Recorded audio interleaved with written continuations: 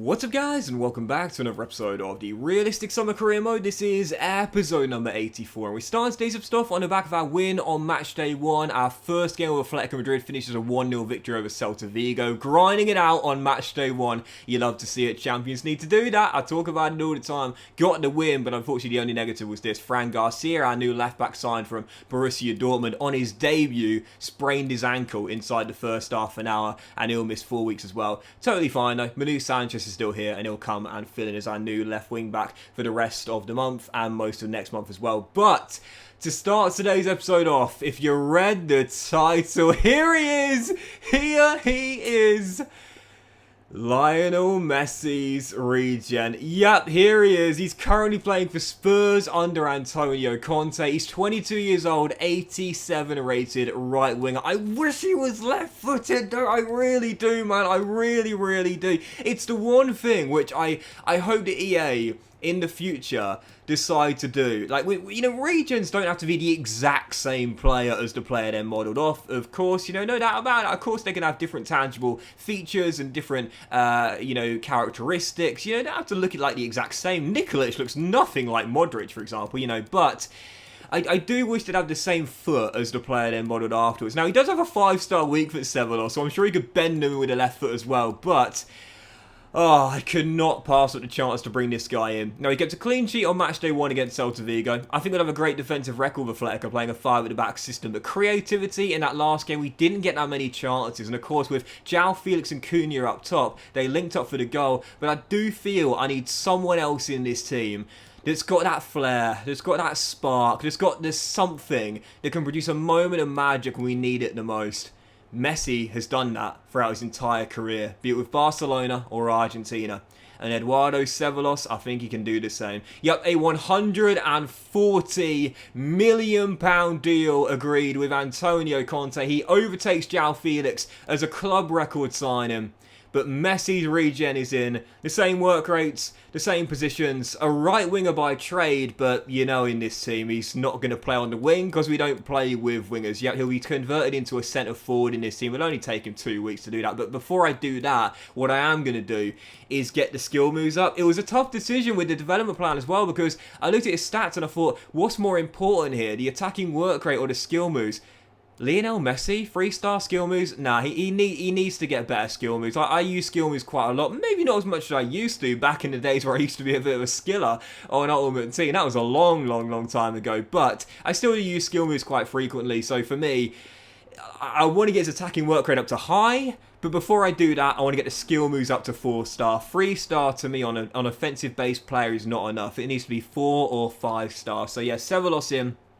And he'll replace Matheus Cunha up top with João Felix as well. It's kind of interesting with my Atletico Madrid dynamic duo right now, but I don't actually have like an out-and-out striker. Sanchez coming in off the bench.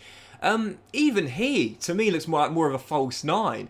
So with Atletico Madrid, I don't really have like a proper out-and-out goal scorer at the moment here, but I don't think there's any reason why João Felix and Sevelos and Cunha and Sanchez can't bang them in, even if they're not what you call the traditional old-school strikers. But even so, following the signing of Messi's regen with the 99 for both acceleration and sprint speed, once this guy gets in behind the back line, forget about it. We had a bit here from Monaco for Donny van der Beek. Now, this was a very interesting one. 29 years old now and 84 rated, and we did give him an extension at the back end of last season. I said I wasn't going to sell him unless I got a decent offer, and I was surprised how much Monaco went for. When you do your first negotiation, you normally ask the team who've put an offer in for a quite inflated transfer fee, and normally what you think is they'll come back and say, okay, we won't give you X, we'll give you Y, and then you settle on Z.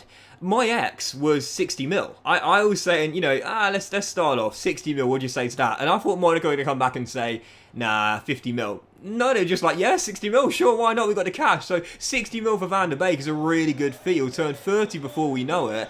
And whilst players don't decline as quickly as they used to when they hit 30, I'd still take that. We're trying to make our Atletico Madrid side younger. We're trying to make it more Spanish, more physical as well. Donny van der Beek's a great utility sort of midfielder. He really can do all sort of the roles, more of a creator. I think, personally to me, I think Van der Beek's better going forward. He can play deeper, he can play right through the middle, but I think Van der Beek's personally a little bit better going forward. This Atletico Madrid Madrid side, he'd have to do all three in our 5-3-2. But at 29 years old, I think there's better options out there. There's younger options out there. And for 60 mil, I think that's pretty decent sale there to Monaco. So I'm okay letting the Dutch midfielder go. Still, first game of today's episode, Espanyol. My first game at the Metropolitano. And after grinding out a 1-0 victory against Celta Vigo, I'll take it once again for match day 2. I'll take 1-0 victories in all 38 games this season, so long as we win something this year. Well, taking on Espanyol, perfect start. A dynamic duo linking up, and João Felix Berber spinning around the last man. It was a great ball by Ceballos too, as Felix makes it 1-0 with his second goal into. You know, a moment ago I was talking about how our strikers aren't really what you call traditional forwards up top. But this is modern football. They don't have to be, man. If they put the ball in the back of the net, I don't care how they do it. Atletico 1, Espanyol 0. And just a few minutes after... Oh my goodness, I cannot wait to play a full season with this guy. Messi's regen took just quarter of an hour to open up his Atletico Madrid account, and what a finish it was. First time running at pace, top bins. He and João Felix, I'm sure, are going to be a brilliant partnership. Atletico 2, Espanyol 0, rapid counter-attack. And our Argentine and Portuguese duo make it 2-0 Atletico. And in the first half, man, we were absolutely dominating. Half an hour in, still 2-0, a chance to make it 3. And we would do so as well. Pedro Porro signed as our new right wing back in this team. Storms down the flank after Felix rolls him through. He plays it across the edge of the 6-yard area. And who's there to turn it in from 4 yards? Eduardo Ceballos. £140 million for Messi's regen. Can't believe I'm saying this, but £140 million is quite cheap for Messi's regen. 2 goals and an assist in half an hour for Messi's regen, finding his feet early at the Metropolitano. And I've got to say, with João Felix getting a hockey assist as well, I really do feel, whilst neither of them might not be, again, the traditional strikers you often think of, you know, as pacey, complete forwards, flair, touch, poise, composure, they've got the lot.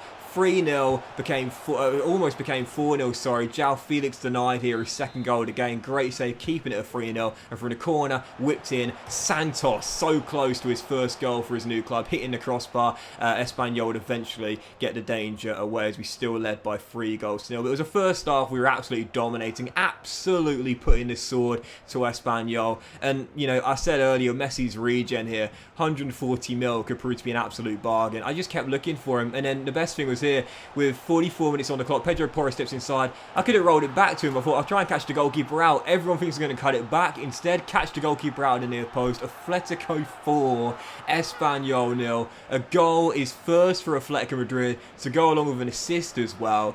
Absolutely dominating here, and we spent so much money constructing this Atletico Madrid team. And whilst I said it earlier, I wouldn't say it's much better than the team we inherited. There's much more of an identity here. It's younger, it's more athletic, it's quicker, it's got more energy, there's more cohesion, there's more Spanish players here. That's the key for me. Building a team. Not a team of individuals, but a team that want to work together. 4-0 up Atletico Madrid, and late on in the game it could have come 5. 87 minutes in, João Felix. This guy is so slippery, man. Like, seriously, I don't know how to describe it. Slippery probably is the best word. This guy literally has just got so much agility, it's ludicrous, man. That little McGeady spin was unbelievable. It was being so closely marked, and then bang, in a split second he's through one-on-one. Great save, should have had his brace, but we don't mind one bit. All 4 goals coming in the first half, dominated possession, textbook display. We know we'll have harder games than this, but with João Felix and Ceballos as our duo this season, I think we're going to be alright. I think we're going to do okay. No doubt about it. I think we'll get the goals. Yes, only one on the first day against Celta Vigo, but these guys are the real deal. Thankfully, Tommy Yasu's knock was just at a bruised shoulder. So, Van der Beek goes to Monaco. He plays his final game there against Espanyol. 60 million received for the Dutch midfielder. And again, for a 29-year-old as well, it's not a bad sale, that. Wasn't planning to sell him. Really versatile player, but I think we can get better. I think we can get younger. And with over a week to go before the transfer window slams shut, I'm sure we'll sign our replacement to fill in through the heart of midfield with over £100 million remaining. Yep, next episode we'll have transfer deadline day plus the draw for the Champions League group stage as well.